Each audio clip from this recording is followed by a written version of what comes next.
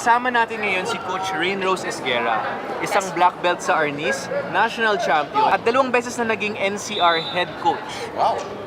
Head coach. Yes. Okay, pag-usapan natin ang...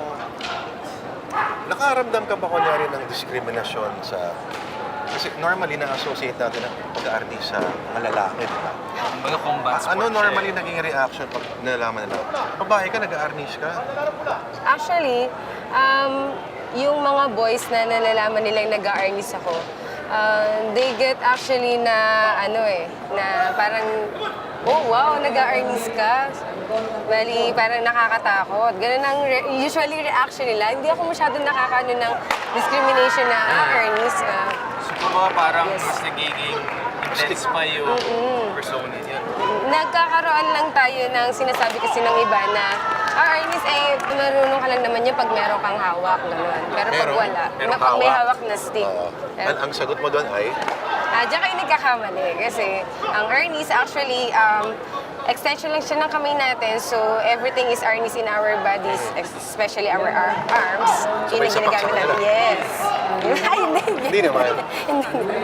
Ayun po siya. Paano mo hahanapan ng feminist or ng feminine perspective ang pag-arnis? O meron ba siyang gender para sa'yo? Wala eh.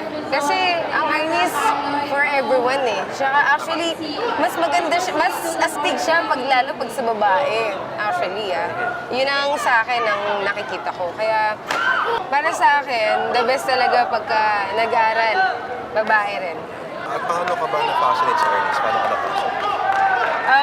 I was a track and field player before. Sa akin lang, gusto kong matuto ng martial art kasi babae ako. Gusto kong magkaroon ng pang self-defense. Yun, nag-aral lang ako siya. Parang trip ko nga lang yun. Hanggang sa yung track and field ko na sports, napalitan na ng arnis.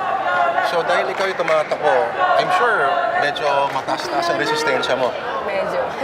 So may lamang ka na, ibig sabihin. Yes. Yun yung naging advantage ko nung sumali ako ng arnis. Kasi talagang may hangin ako eh. Di pag lumalaro talaga, hindi ako napapagod.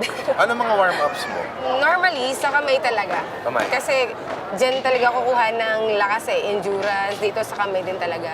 Kasi pagka wala kang endurance sa kamay, wala rin yung takbo-takbo mo eh. Kasi yung endurance sa katawan, iba yun yung sa kamay. Iba yung pagod sa kamay, iba yung pagod sa katawan. Totoo yun. Kaya mas more on kapag nag-warm up ako, kamay talaga. Actually, si Coach Rain, kahit yun nga, coach na siya ngayon, pero sobrang talented pa rin siya. Nakikita ko yan, nag-demo siya, minsan nagko-commit pa siya. So, okay, baka pwede nyo kami pakitaan ng konting exercise. Okay, sige, walang problema.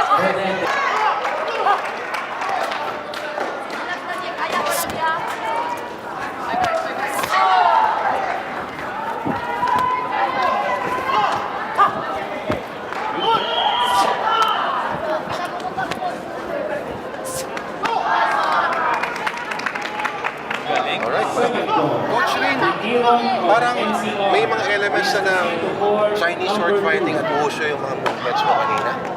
Yes. Kasi po, ang arnis is a creative na forms na kung saan you can combine skills from different weapons. Ano ba kaibahan ng isang arnis coach sa coach sa ibang sports? Siguro meron talagang discipline. Lalo na hindi lang sa physical, sa pagkain. Kasi may mga makakasanayan ka lalo na paggaling ka, former athlete eh. Payo mo sa mga gustong subukan ang pag-arnis at sa mga nag-arnis na? Okay, sa mga gustong sumubok ng arnis, huwag kayong matakot na sumubok dahil gano'n lang talaga sa una, no? Mukha kasi siyang nakakatakot kasi stick. Pero sa totoo lang, sobrang masarap, masaya, exciting. Nandun na halos lahat. And sa mga nag-arnis na, continue lang na ang pag-training dahil hindi naman balang araw, we can play. So, as long as time mo, mag-arnis ka. Thank you, Coach. Okay. Okay po.